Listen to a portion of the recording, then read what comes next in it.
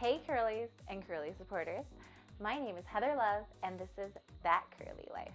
First of all, I want to say thank you for all the great feedback that I've already gotten only on 2 episodes from friends, new people, I feel like it's just been a really great and encouraging journey and I'm loving it. I'm interviewing Taylor today because she lives in her natural, beautiful hair. She's a 4C hair type. That means all the way to the end of the curly spectrum. Beautiful. Taylor needs to be on your watch list. She has her own branding company, but she also is doing so much more for the community just here in Chicago, but I'm sure one day it's going to be the world. Taylor's going to tell us about how she lives that curly life. Yeah, I think my hair is bigger and bolder than I sometimes am, and it's fun to let it do that. I also am a big perfectionist, and it's hard for my hair to be perfect. Like it's never, I can use a lot of gel and like slick it back or something, but my hair is always gonna have like a little flyaway, or I was thinking and I was like twirling my hair and then that piece is gonna be sticking out, and it's okay with imperfection and it's beautiful in its imperfection. As much as possible, I like to wear it in more of its natural state or something that looks natural, and I think I'm just getting to the point where I'm enjoying the full spectrum of styles as natural. Those are the times when I do more of the wash and go where I start to feel the most self-conscious, because it's just so easy for me to like do something and then my hair is stunted or I can't always see the back. It makes me worried that I look unkempt, and there have been some issues with that, so I'm a little sensitive to it. There are a lot of residual effects from the 70s of like people my parents' age or older being told that their hair wasn't professional. They're just not used to people being able to wear their hair out and all of that in a professional setting. And I think I either care a lot or I don't care at all.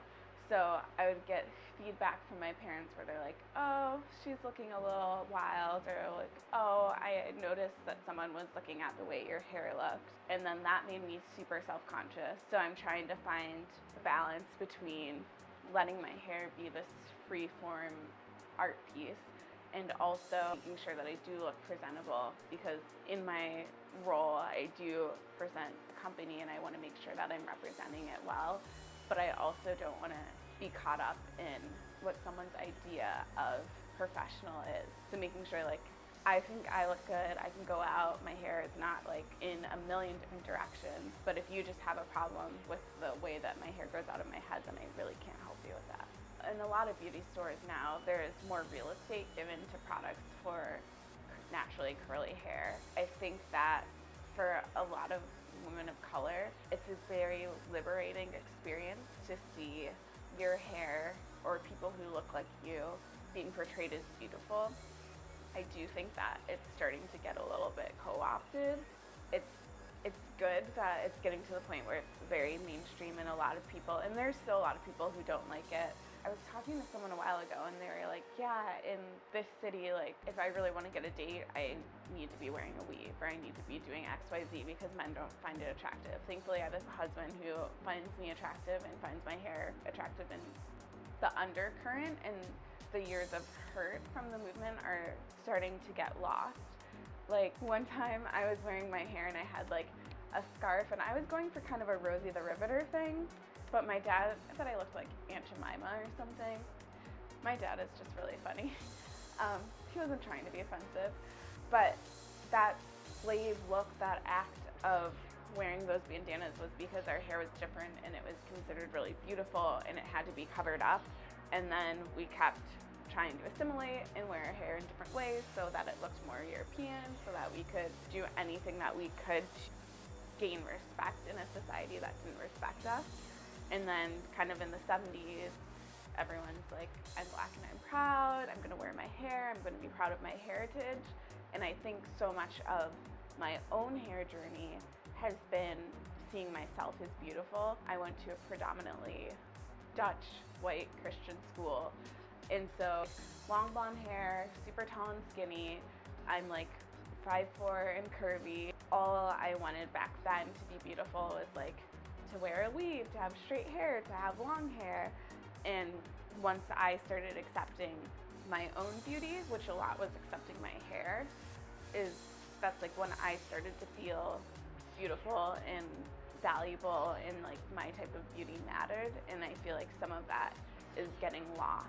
Like I think it was an advertisement, and Shea Moisture was like the first product that I got, and they just did an advertisement. I think it was only white women, like they didn't have any black women in it, and it's like the reason that you are on Target is because these black women have bought your products, and men have bought your products for so long, and then to turn around and just be like, oh, we don't really need you anymore, like we're gonna go after these other people, and I'm worried that that's what's going to continue to happen. I think it's good that we're on such a large scale, and I just don't want anyone to forget the roots of where this, for me, where natural hair and the acceptance of natural hair has been so powerful that we just commercialize it, and I'm worried about the commercialization of it. If you have a significant other, probably give them a heads up.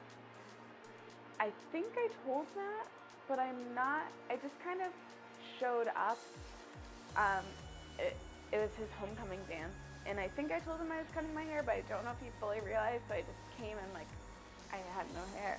And I had dyed what hair I had. Totally your decision, it's your hair. Do what you want with it, but just so that they're prepared. Know that you're going to have to try a lot of things, so maybe buy smaller portions, even though it's a little bit more expensive, just so that way you don't have huge containers of things that ended up not working for you. And if you have friends who have already been wearing their hair naturally curly for a while, then see if they'll give you a little bit of some of their products that work for them, because it can be expensive to try a million products, and be prepared for that. Maybe set aside some money for it, but also see what you can do with the people in your life, how they're able to contribute. I just love everything Taylor said. I love the part where she said about the products. Like, we've talked about products in the last one, about how expensive they are, and how she's like, reach out to your friends who've gone before you and talk to them, and maybe borrow some of their products to learn what works in your hair. Amazing idea. Community. Also, Taylor talked about how she wears her hair and how sometimes people might think that that might not be professional, and I couldn't disagree more. But how you are natural and how your hair comes out of your head, like Taylor said, you need to be comfortable being that, if that's what you want to be. And if someone tells you that's not professional, I don't know, I would do some searching and being like, who are you to say, you know? I'm getting real sassy, guys, real sassy. I would suggest that you go back and you think about, what do you think about your hair? What does that reflect about how you think about yourself? I mean, you could do that with any part of yourself, your eyes, your nose, your face, your legs, or just the way you carry yourself in general, you know? It's not just about hair, it's about your full self. This isn't just about hair, it's about curly hair, but it's your life, you know? Now that I'm calmed down, comment, tell me what people have told you. Tell me how they've encouraged you in your curly hair and in your hair process, whatever it is. I want to know. If you want to see pictures that I took of Taylor in my studio, I'll have that posted on my website at heatherallisonlove.com/blog. If you live in the Chicago area and you want to be a part of that curly life, I would love to interview you. Please email me at heatherallisonlove@gmail.com, or you can also contact me through my website, heatherallisonlove.com. If you have any ideas or people that you would like to see interviewed, send me a message, comment, email me. You can also follow me along on Instagram at heatherallisonlove. That's it, at heatherallisonlove. Yeah, pretty. Everything's Heather Allison Love if you have any doubt. If you want to contact Taylor, encourage her on how influential she was. I'm going to have all her links to her Instagram, her website, all that stuff below in the show notes. I'll also have her hairstylist and the product that she uses, all below. If you'd like to stay in the loop about that curly life, like and subscribe. And then you'll always know when I have a new video and a new interview out on YouTube. And guess what? Did you think I found another dancer? I did. Taylor loves to dance too. Woo-hoo! It's time, my favorite time, for Taylor and I to dance now.